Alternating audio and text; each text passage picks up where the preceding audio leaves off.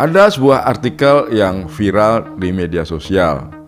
Judulnya menggoda sekali, terutama bagi orang media, yaitu bagaimana sebuah startup media membunuh 47 koran mingguan di Alabama dan tidak ada satu orang pun yang menyadarinya. Bayangkan, 47 koran lokal mati dalam satu gebrakan. Redaksinya dibubarkan, reporternya diganti mesin. Liputannya variatif, dari rapat sekolah di kota tersebut, berita olahraga, sampai obituari yang ditulis oleh kecerdasan buatan atau AI. Akibatnya, kota-kota kecil kehilangan sumber informasi. Warganya memasuki masa kegelapan. Ceritanya terdengar menyedihkan, masuk akal, dan sangat cocok dengan kecemasan hari ini tentang masa depan media. Pertanyaannya, apa sebetulnya nama startup media itu?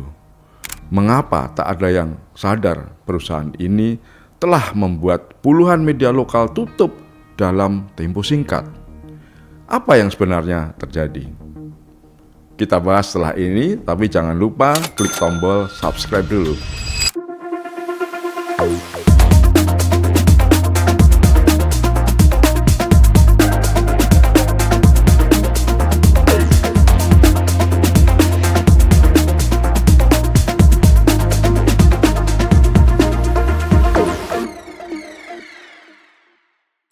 Ini bukan fiksi ilmiah. Ini kejadian nyata di dunia media di Amerika. Bukan kejadian bahwa ada 47 koran di Alabama benar-benar tutup, melainkan kejadian bahwa sebuah situs berita palsu berhasil membuat banyak orang percaya bahwa tragedi tutupnya 47 media itu benar-benar terjadi. Kasus ini dibongkar oleh seorang peneliti bernama Joshua Benton dari Nieman Lab, lembaga yang dikenal serius, punya reputasi mengamati masa depan media dan jurnalisme. Benton melihat artikel dari situs bernama The Editorial. Artikel di The Editorial itu dan bikin heboh itu mengklaim bahwa ada sebuah perusahaan bernama Alabama Community News LLC telah membeli 47 koran mingguan di Alabama dengan dana $3,2 juta dari perusahaan bernama 1819 News, yaitu sebuah media konservatif di negara bagian itu. Menurut artikel tersebut, setelah proses akuisisi, perusahaan memecat staf, memusatkan tempat operasinya, dan mengganti semua liputan lokal dengan konten berbasis AI.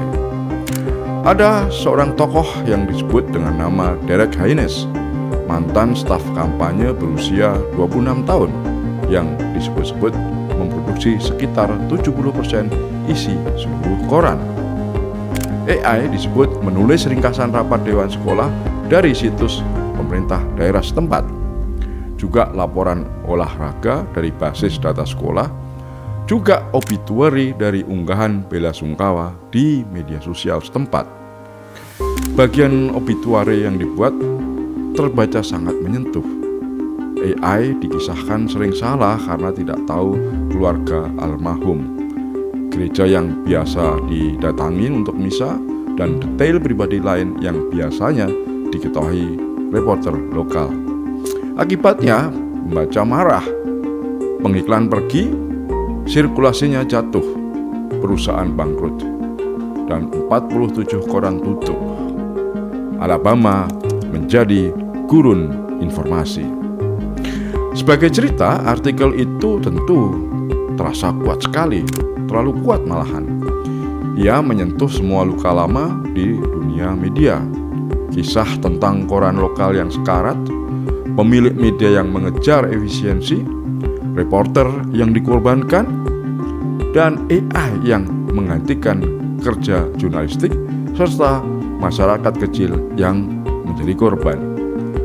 Kalau teman-teman semua adalah jurnalis atau dosen komunikasi, pengamat dan peneliti media, atau pembaca yang peduli tentang demokrasi, cerita seperti ini tentu akan membuat Anda mengangguk. Anda mungkin akan berkata, nah ini loh bukti kehancuran yang selama ini kita takutkan. Masalahnya setelah dicek, cerita itu ternyata palsu. Nah, Bapak Joshua Benton itu curiga karena klaimnya terlalu besar. Kalau benar 47 koran lokal mati dalam waktu singkat, tentu saja seharusnya ada jejaknya. Media lokal pasti meliput, wartawan setempat pasti liput, pemerhati atau peneliti media tentu juga mencatatnya. Tetapi ketika Joshua Benton menelusuri satu persatu, faktanya ternyata tidak seperti yang disebut oleh artikel itu. Fakta menunjukkan sebaliknya. Beberapa koran yang disebut sudah tutup ternyata masih hidup, masih terbit, dan masih rajin memproduksi berita. Bahkan ada redaktur yang mengatakan bahwa mereka masih mencetak koran dan sedang tumbuh perlahan-lahan.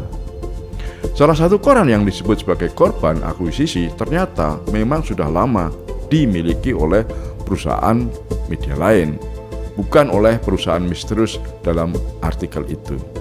Benton juga mengecek nama-nama yang disebut dalam artikel.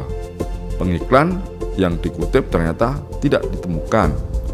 Pembaca setia yang disebut sebagai dokter lokal juga tidak nyata. Klinik tempat ia bekerja juga tidak ditemukan. Alabama Community News LLC, perusahaan yang disebut membeli 47 koran itu, ternyata juga tidak nyata. IT19 News tidak pernah mendanai pembelian puluhan koran di Alabama. Jadi cerita ini bukan sekedar tentang artikel yang keliru, bukan tentang salah tik, bukan tentang kurangnya informasi. Ini benar-benar sebuah fabrikasi, sebuah cerita karangan yang memakai bentuk liputan mendalam. Yang membuat kasus ini berbahaya adalah caranya, modusnya. Artikel itu tidak tampak seperti hoax murahan karena bahasanya rapi. Struktur beritanya sangat meyakinkan. Ada tokoh, ada angka yang disebut, ada lokasi, kutipan, nama koran asli, dan konteks krisis media lokal yang memang sungguh-sungguh nyata. Semua itu dicampur dengan tokoh palsu, perusahaan palsu, peristiwa palsu, dan kesimpulan yang juga palsu. Teman-teman, inilah wajah baru disinformasi. Berita palsu tidak selalu datang dengan huruf tebal, huruf kapital, tanda seru yang berlebihan, atau judul clickbait. Sekarang, ia bisa tampil seperti karya jurnalistik panjang. Ia bisa tampak empatik, tampak seolah-olah dibuat dengan riset yang mendalam, tampak seperti sebuah proses investigasi, bahkan pura-pura membela media dan jurnalisme. Ironisnya lagi, situs itu tampil seperti media sungguhan.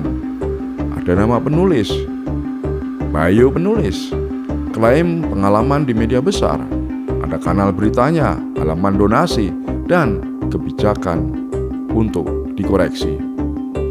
Nah, ketika artikel tentang tutupnya koran-koran di Alabama itu terbongkar, mereka menghapusnya dengan alasan ada masalah verifikasi fakta. Alasan itu terdengar profesional, padahal yang terjadi sederhana. Mereka menerbitkan karangan lalu pura-pura menjalankan etika jurnalistik. Benton kemudian menemukan pola serupa. Di editorial ternyata pernah menerbitkan artikel lain tentang matinya koran lokal di Amerika. Ada cerita matinya koran di Texas, Nashville, Tennessee, dan Danville Commercial News. Beberapa koran yang disebut katanya sudah tutup, padahal ternyata masih ada dan terus berproduksi. Jadi polanya sama, ada cerita panjang, emosional, berbau investigatif, tetapi tidak bisa diverifikasi. Nama penulisnya pun bermasalah. Salah satu yang disebut namanya Elena Marchetti yang diklaim pernah bekerja di situs The Atlantic dan ProPublica, serta pernah mendapatkan penghargaan jurnalistik. Tapi setelah ditelusuri, jejak orang ini ternyata tidak ditemukan. Ia bagaikan tokoh yang misterius di era di mana jejak digital setiap orang mudah ditemukan. Penulis lain disebut pernah menjadi koresponden BBC atau reporter Reuters. Ini jejaknya juga tidak jelas. Jadi, bukan hanya artikelnya yang palsu, identitas ruang redaksi tampak seperti ruang yang dikonstruksikan sebagai sebuah kepalsuan. Disinilah kita perlu berhenti sebentar dan melakukan refleksi bahwa bahaya terbesar AI dalam informasi publik bukan tentang mesin yang bisa menulis cepat, bukan tentang gambar palsu atau suara tiruan. Ada bahaya yang lebih serius, yakni AI bisa membantu membangun ilusi kredibilitas. AI bisa membuat artikel panjang, kutipan emosional, pola cerita yang terasa manusiawi, profil penulis, dan situs yang tampak seperti ruang redaksi sungguhan. Apa pelajarannya untuk kita di Indonesia? Pelajarannya jelas. Fenomena seperti ini mulai terlihat di sini. Banyak situs media buatan AI. Jadi saran saya, jangan mudah percaya hanya karena ada tulisan panjang yang rapi. Panjang bukan berarti benar. Bahasa bagus bukan berarti akurat. Kutipan menyentuh bukan berarti narasumbernya memang ada. Tampilan situs yang serius bukan berarti medianya nyata. Periksalah sumbernya. Siapa di balik media tersebut? Siapa pemiliknya? Siapa wartawannya? Apakah wartawannya punya jejak profesional? Apakah media kredibel lain melaporkan hal yang sama? Kalau klaim besar hanya muncul di satu situs yang tidak jelas, jangan langsung disebarkan. Tahan dan jari dan jempol Anda, karena jempol tidak harus selalu bekerja seperti karyawan algoritma media sosial. Teman-teman juga harus waspada pada cerita yang terlalu cocok dengan asumsi atau prasangka kita. Misalnya, orang yang benci pemerintah mudah percaya kabar buruk tentang pemerintahan dan kebijakan-kebijakannya. Orang yang benci media arus utama mudah percaya kabar buruk tentang media. Orang yang takut AI mudah percaya cerita apapun yang menggambarkan bahwa AI itu adalah monster. Padahal kebenaran tidak ditentukan oleh cocok atau tidaknya cerita dengan isi kepala kita. Nah, teman-teman media di Indonesia juga harus waspada. Di tengah banjir konten AI, nilai utama media harusnya kembali ke hal yang paling dasar, yaitu verifikasi, kejelasan sumber, koreksi yang terbuka, dan tanggung jawab redaksional. Kalau media yang sungguhan bekerja sembarangan, publik akan makin sulit membedakan jurnalisme dan tiruan jurnalisme. Kasus The Editorial memberi peringatan keras. Berita palsu hari ini tidak selalu berwajah bodoh. Ia bisa terlihat cerdas, rapi, menyedihkan, terlihat bermoral, dan memakai bahasa yang peduli pada rakyat kecil. Ia bisa mengaku sebagai pembela publik dari kehancuran jurnalisme, sambil diam-diam menghancurkan kepercayaan pada media dan jurnalisme itu sendiri. Di era AI, menjadi melek media bukan pilihan. Menjadi melek AI bukan kemewahan. Ini bagian dari kewarasan publik. Sebab kalau tidak, kita bukan hanya akan ditipu oleh berita palsu, dan kita akan ikut menyebarkannya dengan niat baik, tanpa rasa bersalah dan keyakinan penuh bahwa kita sedang membela kebenaran, padahal tidak. Tabik.